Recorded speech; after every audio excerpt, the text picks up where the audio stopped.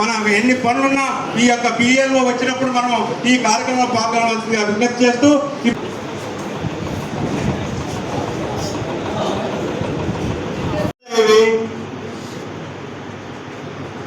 MLA అభ్యర్థిగా నిలబడే వ్యక్తికి 90 డిగ్రీలలో ఆలోచన చేస్తాడు. అంటే దాదాపు 195 నియోజకవర్గ పోలింగ్ బూతులు.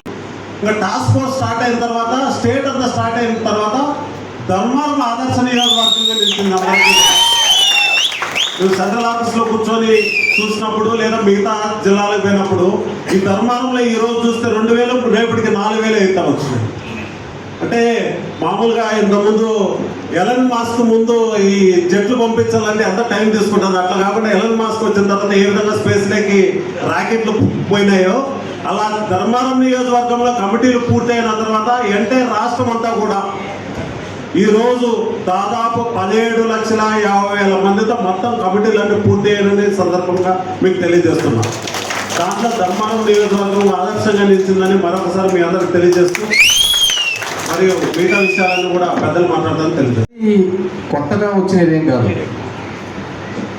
ఇంతకుముందు చెప్పిన విధంగా 15 ఏళ్లకు 20 ఏళ్లకు వస్తూ ఉండేదే.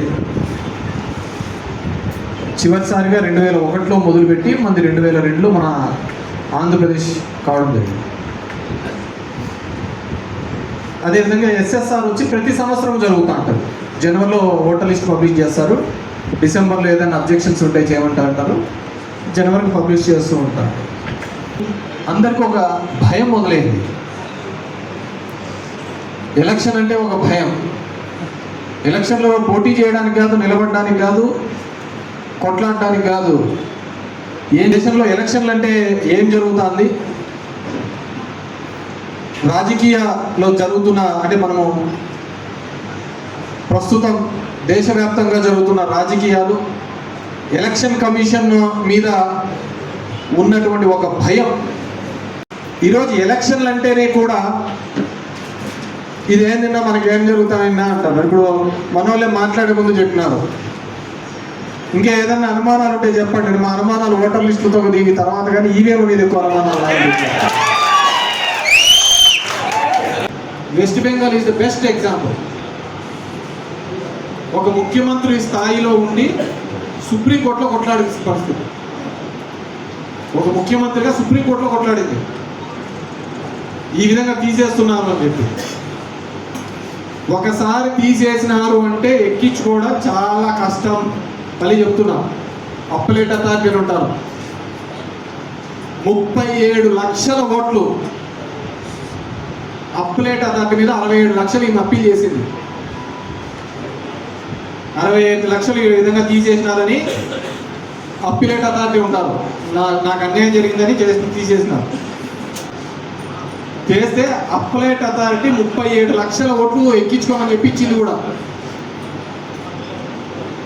ఇచ్చిన తర్వాత ఎన్ని ఓట్లు ఎక్కినాయో తెలుసా? 37 లక్షల ఓట్లు ఎక్కించుకోమని ఇస్తే అప్పలేట్ అథారిటీ 1605 ఓట్లు ఎక్కినాయి. అంతే. ఎన్ని ఓట్లు ఎక్కినాయి? 1605 ఓట్లు ఎక్కినాయి. ఎంత బ్యూటిఫుల్గా మనం చేసింటారు ఎలక్షన్ కమిషన్. నేనేమంటానంటే, మన ప్రభుత్వంలో అధికారంలో ఉండి మనం అంతగా ఉన్నప్పుడు కూడా దీనిలోకి ఏదో విధంగా మ్యానిపులేట్ చేసి మ్యాపింగ్ చేసి చేస్తున్నటువంటి చంద్రబాబు నాయుడు గారు తన అధికారంలో ఉన్నప్పుడు దీనిలో సుప్రసిద్ధుడు. ఆయన ఇదెల్లా జనంలో వ్యతిరేకత ఉందని, ఆయన ఇదెల్లా మన సూపర్ 6 చేయలేదు, ఏమీ చేయలేదు, అందరినీ ఊరికనే కేసులు పెడతా పోతానామని చెప్పేసి తెలుసు. కాబట్టి ఏం జాగ్రత్త పడాలో ఆ జాగ్రత్త పడతారు. మనం కూడా అంతే జాగ్రత్తగా ఉండాలి. ఈరోజు జరుగుతున్న ప్రతి దాంట్లోనే కూడా బిఎల్ఏలు అప్రమత్తం లేకపోతే పార్టీకి నష్టం జరుగుతుంది. కాబట్టి మీ ఊర్లో కావచ్చు, మీ వార్డులో కావచ్చు, ఎక్కడైనా కానీ ఎవరైనా కానీ సరిగ్గా లేకపోతే వాళ్ళని మార్చుకోండి. బిఎల్ఏ మనకు దొంగ ఓట్లు వద్దు, మన ఓటు మనకు ఉంటే చాలు. అర్థమవుతుందా? దొంగ ఓట్ల సంగతి కాదు, ముందు మన ఓటు మనం పెట్టుకుంటే సరిపోతుంది. మీ అందరినీ కోరుకునేది అదే. ఎందుకంటే రాబోయే నెక్స్ట్ 1 మంత్ కూడా చాలా ఇంపార్టెంట్. కాబట్టి ప్రతి ఒక్కరూ కూడా ఈ కార్యక్రమంలో పాల్గొనాలి, యాక్టివ్గా పార్టిసిపేట్ చేయాలి. ఆ రోజు ప్రజలకు మేలు చేయాలి, ప్రజలకు మంచి చేయాలని ఒక ఆలోచనతో నన్ను అందరినీ దూరం పెట్టి ఒక వ్యవస్థను తయారు చేసుకొని ఆ వ్యవస్థ ద్వారానే ప్రజలకు అందరికీ కూడా మంచి చేసే ఒక ఆలోచన, ఆ మంచి అంతకు మించిన మంచి భవిష్యత్తులో జరిగే ప్రతి మంచి కూడా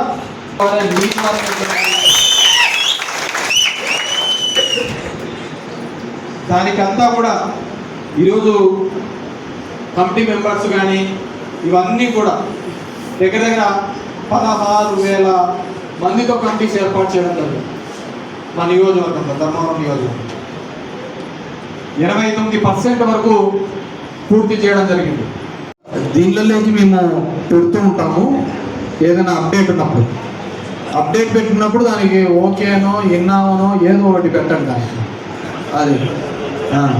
అది పెళ్ళిళ్ళ ఫోటోలు నేను తిరిగి వచ్చినవి ఇవన్నీ కాదు, ఓన్లీ ఎలక్షన్ దీనికి సంబంధించిన ఫోటోలు ఇవి అదేదో ఉంటాయి కదా, మీరు ఫార్వర్డ్ చేయకపోతే చచ్చిపోతారు ఇట్లాంటివన్నీ కాకుండా సరే దాని క్యాప్షన్ పెట్టు, సరిగ్గా తిరగకపోతే పోతాం రే అని. ఆ వాట్సాప్ గ్రూప్లో ఒకటి ఏర్పాటు చేస్తూ ఉంటారు. దాంట్లో మీకు ఏదైనా అనుమానం ఉన్నా తప్పేం లేదు, అందరు మేధావులు ఏం కాదు. కొంతమందికి తెలిసి ఉండొచ్చు, కొంతమందికి తెలిసి ఉండదు, పార్టీకి కష్టపడే నాయకుడు ఉండొచ్చు. కానీ ఈ ఓటర్ లిస్ట్ మీద ఈ బిఎల్ ఎందుకంటే 20 ఏళ్ళ తర్వాత జరుగుతుంది కదా, అవగాహన లేకపోయిండొచ్చు. దానికి ఆ గ్రూప్లో అయినా అడగండి, మీ లీడర్స్నైనా అడగండి. అండ్ అదేవిధంగా మీరు కూడా వార్డ్ ఇన్ఛార్జీలు కానీ, టౌన్లో పల్లెలలో ఉన్న లీడర్స్ కానీ, మండల లీడర్లు కానీ, గ్రామ నాయకులు కానీ అప్రమత్తంగా ఉండండి. మీరు బాగా అప్రమత్తంగా ఉండాల్సిన ప్లేసెస్ చెప్పిన టౌన్ ఎస్పెషల్గా మండల హెడ్ క్వార్టర్స్, ఇంకా మిగతా పల్లెలలో ఎవడు కొత్తోడు వచ్చినా ఎవడు పాతోడు పోయినా కానీ మనకి ఈజీగా ఐడెంటిఫై అవుతుంది. కానీ ఒకటి మాత్రం ఇంతకుముందు అన్నా చెప్పిన విధంగా నా ఓటు ఉందిలే 2002లో ఇప్పుడు యాడీ పోదులే అనే భావన వద్దు. ఒకటి ఉండొచ్చు, ఒకటి పోయి ఉండొచ్చు, ఏదైనా జరిగి ఉండొచ్చు. ఇదంతా వాళ్ళు ఇంటిగ్రేటెడ్ పెట్టి చేస్తాను, దాంట్లో ఎక్కడైనా మిస్ అవుతూ ఉండొచ్చు, దానికి ఇబ్బంది లేదు. కాబట్టి మనం అది వెరిఫై చేసుకోకపోతే ఇబ్బంది అవుతుంది. 160,000 ఓట్లకు సంబంధించి కొత్త ఎన్యూమరేషన్ ఫామ్స్ ఇస్తూ ఉంటారు. అదేవిధంగా 80,000 ఓట్లు 2002లో వేసిందాను, దాంట్లో ఇస్తూ ఉంటారు. ఆ రెండింటిలోనూ జాగ్రత్త వహించాలి. కాబట్టి ఏమాత్రమో ఏమరపాటు పెట్టద్దని చెప్పేసి ఇంకా మనం ఇట్లే ప్రతిపక్షంలో ఉండాలని కానీ దీనిలో ఎవరికైనా మోజుందా? మోజుందే చెప్పండి ముందే. ఇప్పటికే అలా ఒకటి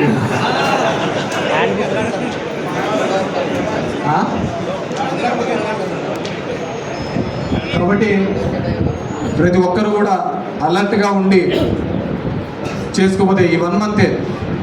ఇప్పుడు కొత్తగా ఓటర్ లిస్ట్ బూతులు పెరుగుతున్నాయి. ఇంతకుముందు 1400కు ఒక బూత్ అనేది కూడా ఉన్నాయి మ్యాక్సిమం, దాన్ని 1100 చేసినట్టున్నారు.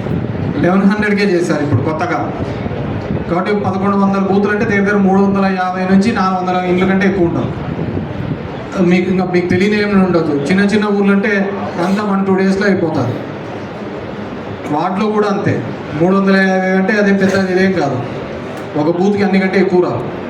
సో ఆ మ్యాపింగ్ చేసేటప్పుడు కూడా జాగ్రత్తగా చూసుకొని చేసుకోవాల్సిందిగా కోరుతున్నాను. ఇంకెవరికైనా ఏమైనా డౌట్లు ఉన్నాయా? మళ్ళీ అన్ని తలకాయ ఊపినట్టు కాదు. ఇది ఒక హ్యాండ్ బుక్ ఉంటుంది, ఈడ పెట్టింటాము. బిఎల్ఏలు ఒక్కొక్కరు వచ్చి తీసుకోండి. ఎవరికైనా అనుమానాలు కానీ దీంట్లో 95% కవర్ అయింటారు. కవర్ కానీ ఏదైనా ఉందంటే మీరు వెనకాల సీట్లో కూర్చొని అనుకున్న వాళ్ళకి మాత్రం కవర్ అయ్యింది, అంతకంటే వేరేది ఏంటంటే ఆడున్నప్పుడే మెసేజ్ వచ్చింది 27 ఆడికి రాండి అయ్యా అని చెప్పేసి, మీతో ఏదో ఉంది ప్రోగ్రామ్ అని చెప్పేసి. కాబట్టి ఇదే ఉంటుంది. కాబట్టి ఆయప్ప మమ్మల్ని ఇడిచిపెట్టాడు, కింద ఈ అప్ప ఇడిచిపెట్టాడు, నేను మిమ్మల్ని ఇడిచిపెట్టాను. కాబట్టి ఇది కంపల్సరీ జరిగే వ్యవహారం కాబట్టి అందరూ యాక్టివ్గా ఉండాల్సిందిగా కోరుతున్నాను. అండ్ కాలనీకి సంబంధించిన బిఎల్ఏలు ఎవరున్నారు? ఏం రాములు ఎవరున్నాయి నువ్వేనా? సో కాలనీకి సంబంధించిన బిఎల్ఏస్, అవుట్స్కట్స్లో ఉన్న బిఎల్ఏలు మీరు చాలా జాగ్రత్త పడాలి. ఎందుకంటే ఎవడు వస్తుంటాడు ఎవడు పోతుంటాడో తెలియని సందర్భం. Thank you very much.